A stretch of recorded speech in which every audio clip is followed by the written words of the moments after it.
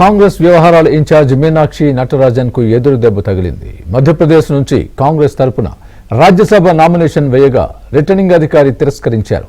అఫిడవిట్లో తెలంగాణలో నమోదైన కేసుల వివరాలను నమోదు చేయలేదని, దాచిపెట్టడం వల్లే నామినేషన్ను తిరస్కరించినట్లు రిటర్నింగ్ అధికారులు చెబుతున్నారు.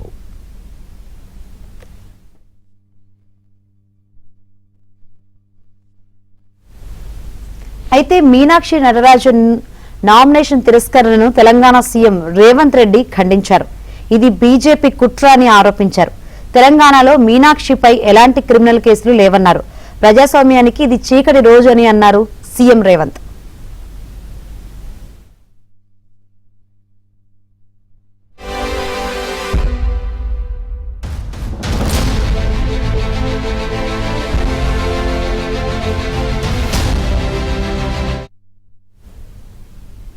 బీజేపీకి సంఖ్యాబలం లేకపోయినా మూడో అభ్యర్థిని నిలబెట్టారంటూ విమర్శించారు మీనాక్షి నటరాజన్. సర్ పేరుతో ఓటర్లు తీసేసినట్లు బీజేపీ కుట్రలతోనే తన నామినేషన్ను తిరస్కరించారని మండిపడ్డారు. అవసరమైతే న్యాయ పోరాటం చేస్తానని మీనాక్షి నటరాజన్ స్పష్టం చేశారు.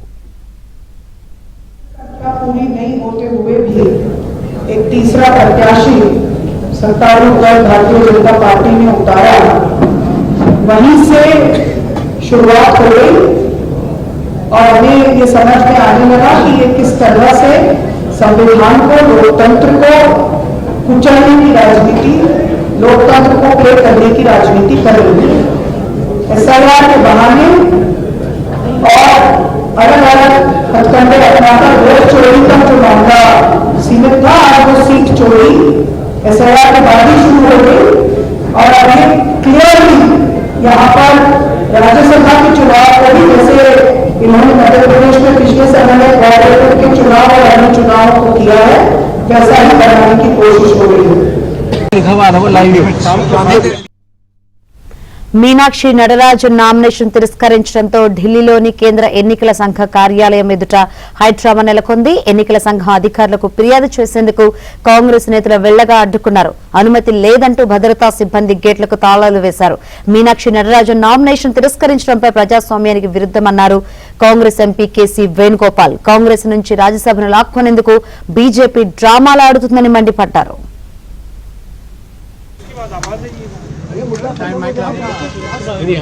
This is a clear-cut, blatant violation of democratic principle in this country. Complete, they are killing the democracy of this country. This is a clear example of that.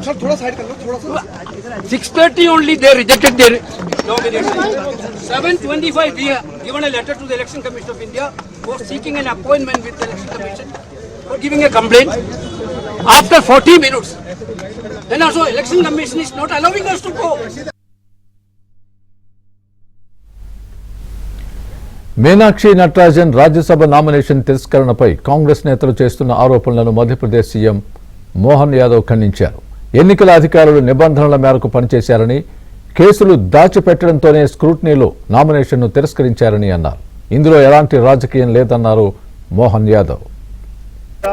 Congress के लोगों ने षड्यंत्र पूर्वक अपने प्रत्याशी का नाम निर्देशन पत्र में शपथ पत्र के साथ, जबकि वो प्रकरण उनके संज्ञान में भी था और प्रकरण के उस होने की जानकारी आज जब चुनाव अधिकारी ने बहस में उनके सामने रखी तब भी उनने एक्सेप्ट किया।